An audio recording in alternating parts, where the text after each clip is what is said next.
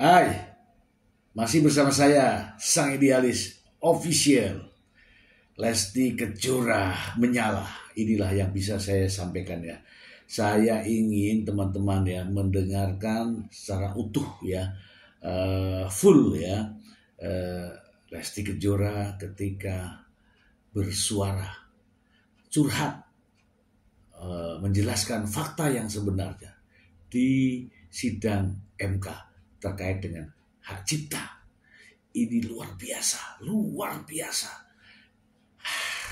Suaranya, kemudian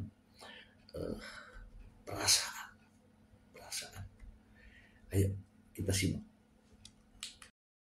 Yang mulia, Majelis Hakim Mahkamah Konstitusi yang saya hormati,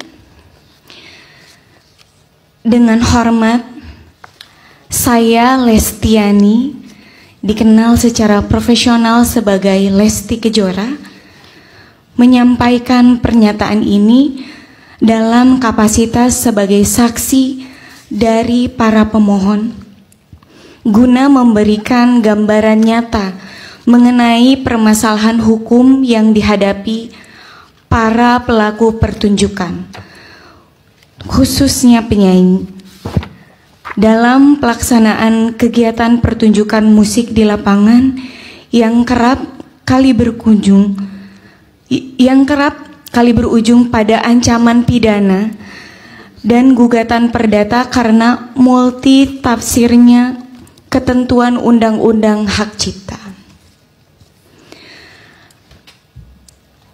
Sekitar pada tahun 2016 hingga 2018, saya pernah membawakan lagu yang berjudul Bagai Ranting Yang Kering yang diciptakan oleh Bapak Yoni Mulyono alias Bapak Yoni Dores. Salah satunya dalam satu acara pernikahan yang diselenggarakan di Subang, Jawa Barat. Lagu tersebut saya bawakan atas permintaan pihak penyelenggara sebagai bagian dari daftar lagu yang telah disepakati.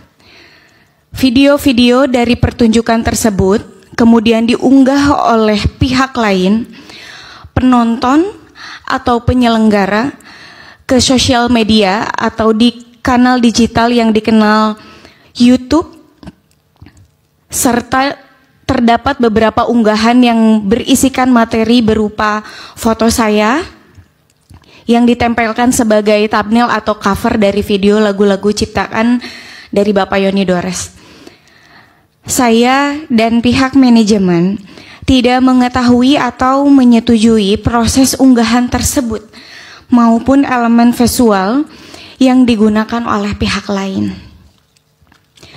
8 tahun kemudian, tepatnya pada tanggal 1 Maret 2025, saya menerima surat somasi dari kuasa hukum pencipta lagu Bapak Yoni Dores yang menyatakan bahwa saya dianggap telah mempertunjukkan karya cipta tersebut tanpa izin langsung dari penciptanya.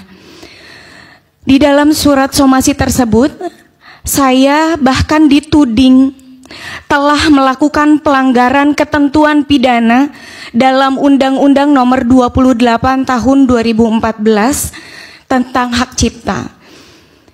Tidak berhenti sampai di situ, pada tanggal 18 Mei 2025, saya mendapatkan informasi bahwa Bapak Yoni Dores secara resmi telah membuat laporan polisi terhadap diri saya ke Polda Metro Jaya dengan tuduhan melakukan pelanggaran hak cipta atas penggunaan lagu ciptaannya tanpa izin. Hal ini menimbulkan perspektif negatif terhadap diri saya, karena dengan adanya laporan tersebut, saya seakan-akan telah melakukan pelanggaran terhadap Undang-Undang Hak Cipta, sekaligus menunjukkan kegambangan norma hukum terhadap pelaku pertunjukan seperti saya. Saya sebagai penyanyi profesional, saya rutin diundang untuk tampil di berbagai acara, pernikahan, konser, pertunjukan panggung, dan kegiatan publik lainnya. Dalam praktiknya, daftar lagu yang saya bawakan selalu disusun atas permintaan dari klien atau pihak penyelenggara acara.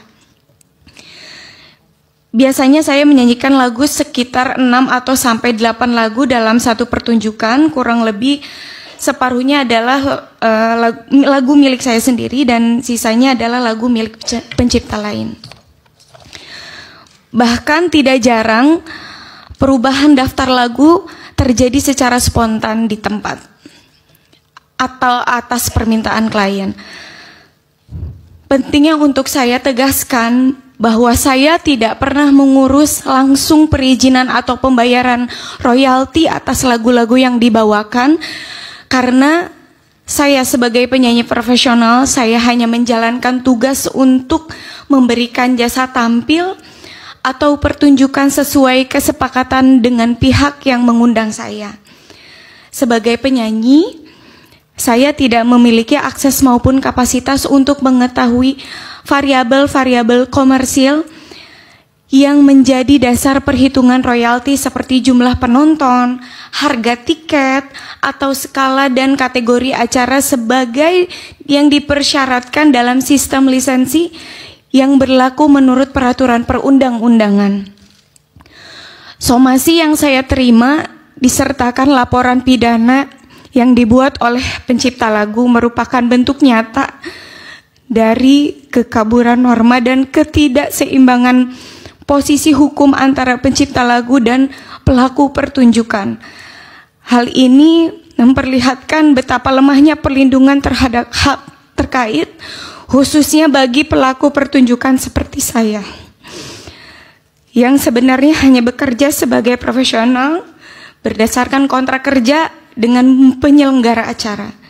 Jika penyanyi yang hanya menjalankan tugasnya sebagai pelaku pertunjukan dapat dituduh melanggar hukum pidana hanya karena membawakan lagu populer, maka praktik ini menciptakan kebiasaan buruk bagi dunia pertunjukan dan industri hiburan nasional. Bahkan dalam kondisi di mana lagu dibawakan secara sah tanpa eksploitasi ekonomi pribadi atas lagu tersebut. Ancaman pidana tetap dapat digunakan secara sepihak oleh pencipta. Dan bahkan sampai saat ini, izin yang mulia, saya masih digantung sebagai terlapor dan itu sangat berdampak negatif sekali kepada saya selaku. Ini tambahan ya? Betul Pak, ini tambahan, izin sekali Pak. Saya juga ingin kejelasan.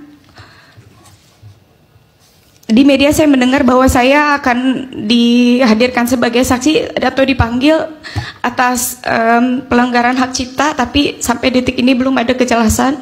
Jadi saya mohon sekali bantuannya untuk kasus saya ini. Nah teman-teman, saya mendengarkan saja, saya merinding, ya merinding. Saya terenyuh ya dengan apa yang disuarakan oleh Lesti Kejora. Dia mengungkapkan semuanya. Dia merasa sedih ketika dia disomasi teman-teman. Dia merasa tidak nyaman dengan karirnya gara-gara peristiwa yang sudah lampau. Inilah kita prihatin teman-teman. Lesti Kejora sebagai artis penyanyi merasa tidak mendapatkan keadilan, merasa dirinya dikriminalisasi. Ini sungguh menyedihkan dan sedih mendengarnya. Semoga bermanfaat teman-teman. Terima kasih. Kasihan.